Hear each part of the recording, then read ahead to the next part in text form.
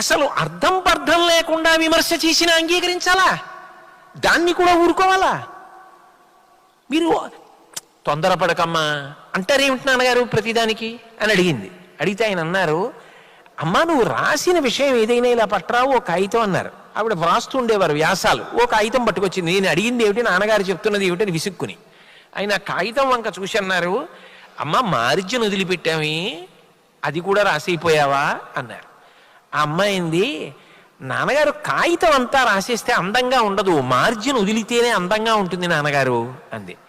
అమ్మ కాగితం మీద 10 వాక్యాలు వ్రాయవలసి వస్తేనే మార్జిన్ వదిలేవే, జీవితం అందంగా ఉండాలన్నా మార్జిన్ వదలాలమ్మా.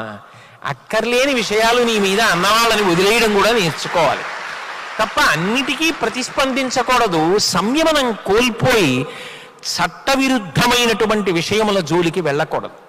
అయిన దానికి కాని